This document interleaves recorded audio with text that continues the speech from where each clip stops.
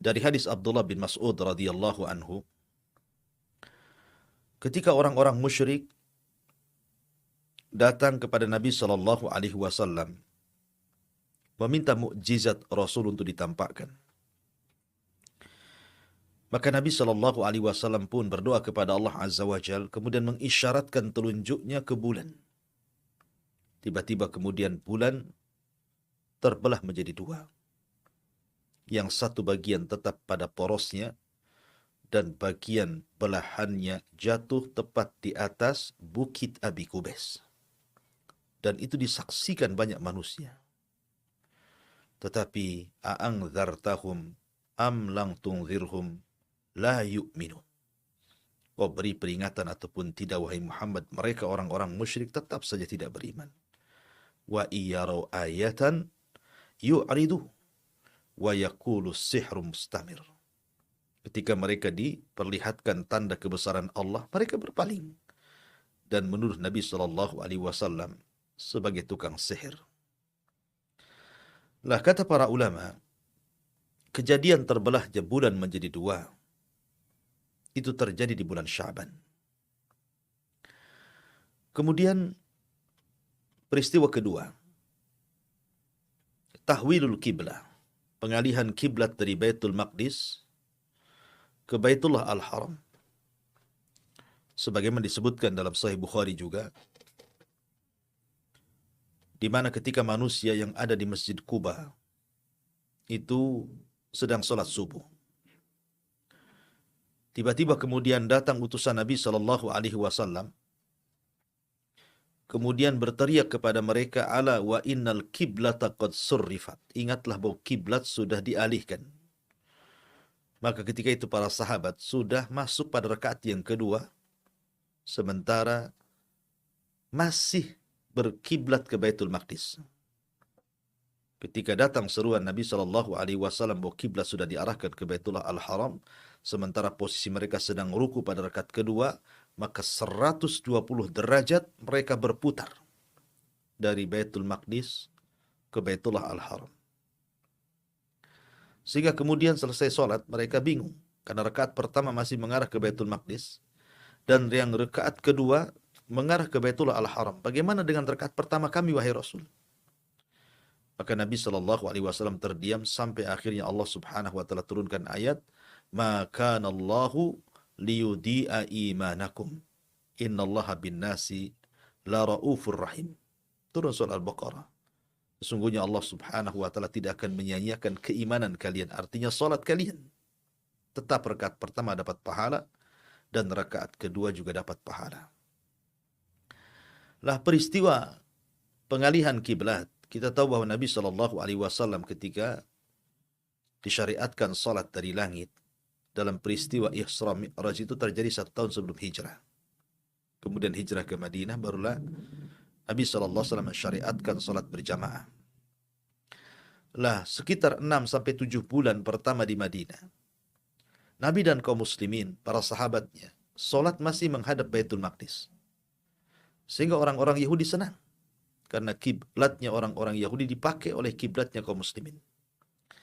Maka Nabi sallallahu alaihi wasallam sejak dari Mekah sebenarnya sudah menginginkan kiblat itu mengarah kepada Ka'bah Al-Musarraf Al-Mukarramah yang dibangun oleh bapaknya Ibrahim alaihi salatu wassalam.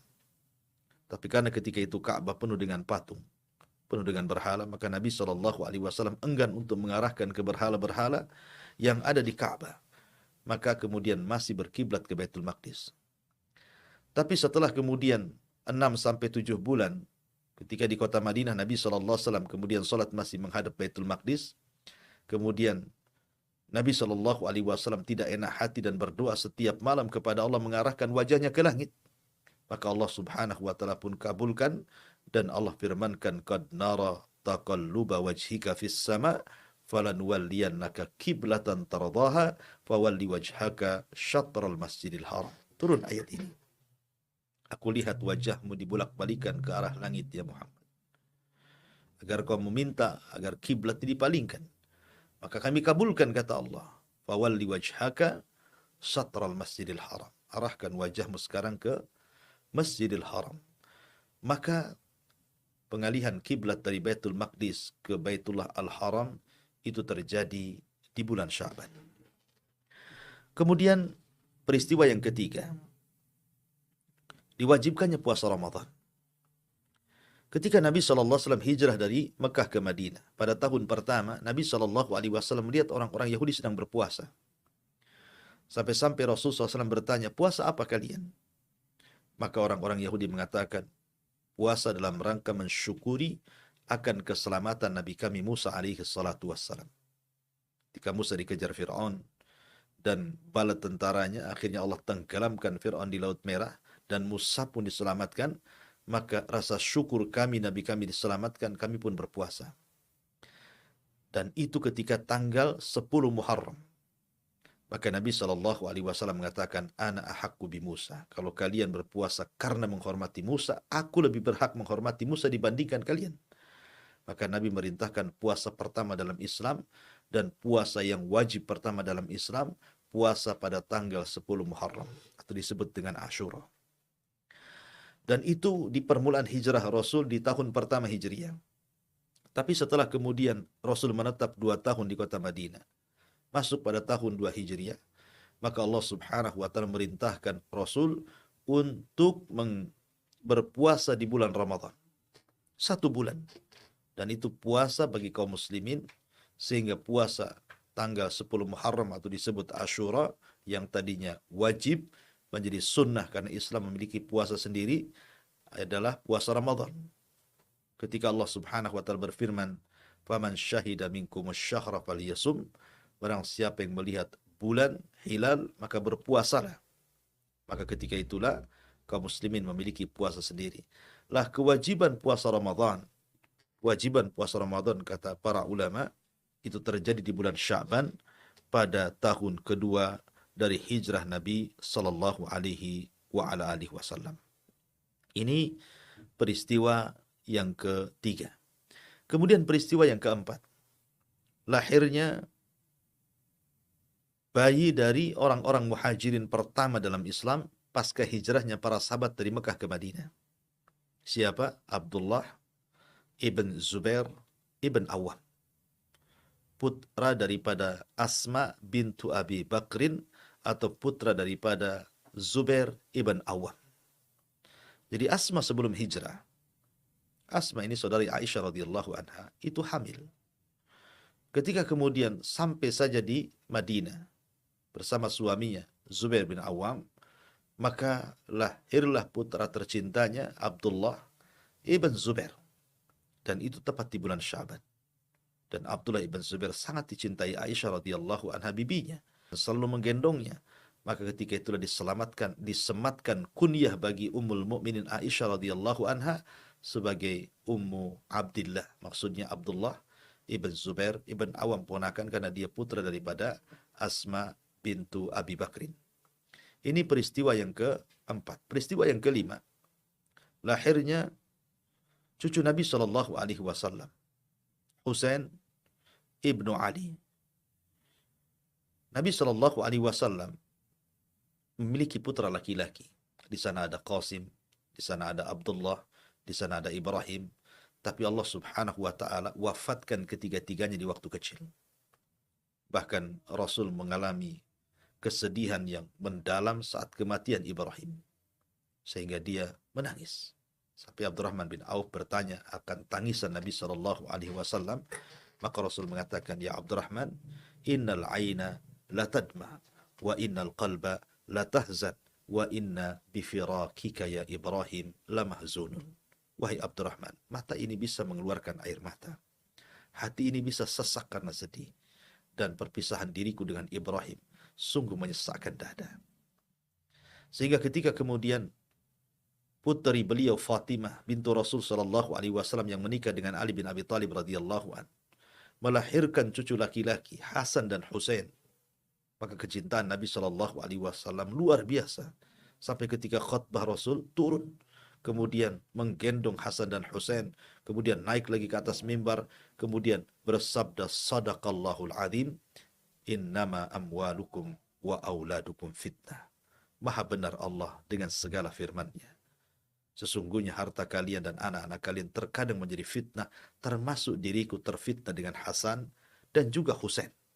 Lah, Husain itu lahir pada tanggal pada bulan Sya'ban pada tahun 4 Hijriah. Pada tahun 4 Hijriah di mana Rasul menetap 4 tahun di kota Madinah, tepat di tanggal 3 bulan Sya'ban pada tahun keempat Hijriah lahirlah Husain ibnu Ali ibn Abi Talib radhiyallahu an. Dan dia adalah pemimpin anak-anak muda di sorga. Ini peristiwa yang kelima. Peristiwa yang keenam, terjadinya Ghazwah Bani Mustalik. Terjadinya peperangan Bani Mustalik. Di mana terjadinya peperangan Bani Mustalik ini pada tahun kelima Hijriah. Nabi SAW sudah menetap di Madinah itu 5 tahun. Tiba-tiba kemudian pemimpin Bani Mustalik Al-Harith ibn Abi Dirar, Al-Harith ibn Abi Dirar, pemimpinnya Bani Mustalik, dan beberapa orang dari kabilah-kabilah Arab hendak keluar menyerang Nabi SAW. Tetapi kemudian Nabi SAW bisa mengepung Bani Mustalik. Akhirnya Rasul berhasil menawan satu kabilah Bani Mustalik, termasuk putri daripada Al-Harith ibn Abi Dirar ini, pembesar Bani Mustalik. Namanya Juwairiyah bintul Harith. Tertawan. Yang belakangan kemudian Juwairiyah pun menikah dengan Nabi SAW dengan maharnya agar Rasul membebaskan seluruh tawanan Bani Mustalik. Maka Nabi SAW pun menepati janjinya setelah menikah Rasul dengan Juwairiyah bintul Harith ibn Abi Dirar. Akhirnya kemudian satu kabilah Bani Mustalik dibebaskan dan belakangan satu kabilah masuk Islam. Subhanallah. Dan itu peristiwa terjadi di bulan Sya'ban pada tahun kelima setelah hijrah Nabi sallallahu alaihi wasallam. Dan banyak lagi seperti Sariyatul Fadab, kemudian kisah-kisah di bulan Sya'ban, peperangan setelah Khulafaur Rasyidin, yang Allah menangkan. Intinya bahwa banyak sejarah besar di bulan Sya'ban. Itu kalau melihat Sya'ban ditinjau dari sejarah. Ma'asyiral muslimin, para pendengar dan juga para pemirsa Kiswah TV yang dimuliakan Allah Subhanahu wa taala. Adapun kalau bicara tentang Sya'ban, Sya'ban ini sebenarnya bukan bulan mulia. Bukan seperti Rajab, satu di antara 4 bulan hurum yang difirmankan Allah Azza wa Jalla dalam surah At-Taubah 36, minha arba'atun hurum. Dari 12 bulan itu ada 4 bulan hurum, 4 bulan mulia, Dzulqa'dah, Dzulhijjah, Muharram, dan juga Rajab. Juga bukan seperti Ramadan, bulan suci. Jadi Sya'ban bukan bulan hurum dan bukan bulan suci. Artinya bahwa Sya'ban itu bulan biasa. Tidak ada keistimewaan secara bulan, maksudnya dia bukan bagian daripada bulan hurum dan bukan bagian daripada bulan suci Ramadan. Dia bulan biasa. Tetapi dia berada di tengah-tengah di antara 2 bulan mulia. Pertama Rajab, kemudian Sya'ban, kemudian Ramadan. Lah karena bulan Sya'ban itu diapit daripada 2 bulan mulia, sehingga bulan ini terkadang dilalaikan manusia. Karena sebelumnya mereka sudah muliakan bulan Rajab, dan sebentar lagi mereka akan menghadapi Ramadan, sehingga mereka melupakan Sya'ban. Karena lihat, terkadang di masyarakat umumnya di bulan Sya'ban itu, manusia mereka sibuk dengan dunia karena ingin mempersiapkan diri dengan Ramadan, kedatangan Ramadan. Mereka berusaha untuk menghabiskan waktunya, tenaganya untuk mencari dunia, supaya ketika masuk Ramadan mereka bisa beribadah. Nah, dari sinilah karena bulan Sya'ban itu letaknya di antara 2 bulan mulia Rajab dan Ramadan, sehingga manusia melalaikan. Dan itu berlaku di zaman para sahabat Nabi sallallahu alaihi wasallam. Makanya ketika Usamah bin Zaid radhiyallahu an bertanya kepada Nabi sallallahu alaihi wasallam, "Ya Rasulullah, lam araka tasumu min syahrin minasy-syuhuri ma tasumu min Sya'ban." Rasul, kenapa kau banyak puasa? Hampir 1 bulan di bulan Sya'ban ini, ada apa dengan kamu? Maksudnya puasa sunnah di sini. Maka Nabi SAW bersabda, "Dzaka syahrun yaghfulun nasu anhu bainar Rajab war Ramadan." Itulah bulan yang dilalaikan manusia di antara Rajab dan juga Ramadan, wa huwa syahrun turfa'u fihi al-a'mal ila rabbil alamin. Dan ini bulan di mana amal-amal kita akan diangkat kepada Rabbil Alamin. Fa uhibbu an yurfa amali wa ana shaim. Dan saya suka kalau amalan saya diangkat sementara saya sedang berpuasa kepada Allah Azza wa Jal. Rawahun Nasai. Lah, Nabi SAW mengatakan bahwa bulan Sya'ban itu yaghfulun nasu anhu. Manusia lalai. Karena sudah ada bulan suci sebelumnya dan sudah ada bulan suci setelahnya. Dan kaidah para ulama, siapapun yang kemudian keluar dari kelalaian manusia, siapapun yang keluar dari kelalaian manusia, kemudian dia menghadap Allah Subhanahu wa Ta'ala, maka dia akan diberikan ganjaran yang sangat besar. Saya contohkan, orang yang sholat duha di tengah-tengah orang yang mengejar dunia, karena waktu duha itu kan waktu orang sibuk bekerja, yang ke ladang sibuk dengan ladangnya, yang ke kantor sibuk dengan kantornya, yang bekerja di jalan sibuk dengan jalannya. Tiba-tiba ketika manusia sedang mengejar dunia, Anda keluar dari dunia kemudian mengejar akhirat. Anda sholat duha, berarti Anda memanfaatkan waktu di saat kesibukan manusia mengejar dunia, maka Anda akan dapat pahala besar. Maka karena kaidah para ulama bahwa orang yang keluar dari kelalaian manusia memiliki pahala besar, makanya Nabi SAW di bulan Sya'ban itu lebih banyak berbuat kebaikan, memperbanyak ibadah, memperbanyak kebajikan, berpuasa, bersedekah, berzikir, dan begitu seterusnya.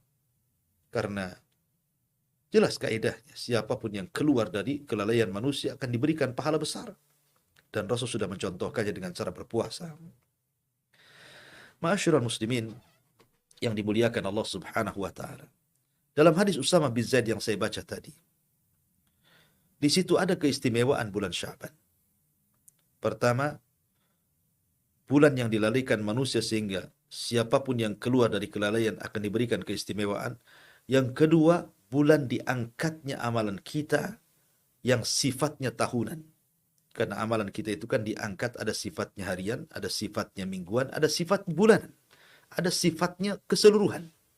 Saya contohkan, harian, setiap asar dan subuh, Nabi SAW bersabda, "Yata'aqabuna fikumul malaikah, malaikatul laili wa malaikatul nahar." Jadi Allah Subhanahu wa Ta'ala akan mengutus para malaikatnya khusus mencatat kebaikan di malam dan di siang hari. Jadi malaikat malam mencatat kebaikan di malam hari. Apa saja yang Anda lakukan di malam hari itu? Apakah Anda tahajud, apakah Anda witir, apakah Anda baca Quran, apakah Anda berzikir, dicatat oleh malaikat kebaikan di malam hari yang Allah utus.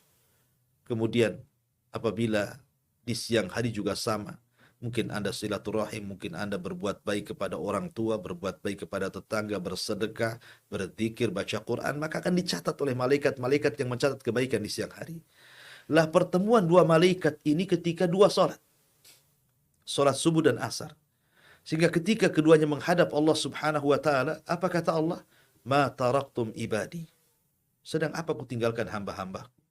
Maka mereka berdua, para malaikat malam dan siang yang mencatat kebaikan, mengatakan, Atainahum wahum yusallun wa taraknahum wahum yusallun. Kami datang kepada mereka, mereka sedang sholat, dan kami tinggalkan mereka pun sedang sholat. Maksudnya, sholat asar dan sholat subuh. Makanya kenapa dua sholat ini menjadi pertimbangan berat bagi seorang muslim. Karena Rasul mengatakan, Man hafadha ala baradaini dakhalal jannah. Siapa yang menjaga dua sholat itu, maka dia akan dijamin masuk surga. Kenapa? Karena di waktu dua sholat itu pintu langit terbuka. Langit pertama, kedua, ketiga, keempat, keenam, sampai ketujuh terbuka. Karena amalan ketika itu diangkat ke langit. Kemudian yang kedua, mingguan, setiap hari Senin dan Kamis. Maka setiap hari Senin dan Kamis pintu langit terbuka. Karena satu hari di hari Senin dan satu hari di hari Kamis itu, amalan-amalan kita diangkat. Makanya ada ibadah puasa Senin dan Kamis. Kemudian ada yang sifatnya tahunan. Di bulan Sya'ban inilah amalan kita diangkat. Berdasarkan hadis Nabi Shallallahu Alaihi Wasallam, ketika ditanya tentang puasa Sya'ban, puasa sunnah yang Rasul lakukan, maka Rasul mengatakan, huwa syahrun turfa'u fihi al-a'mal ila rabbil alamin fa uhibbu an yurfa amalihi wa ana sha'im.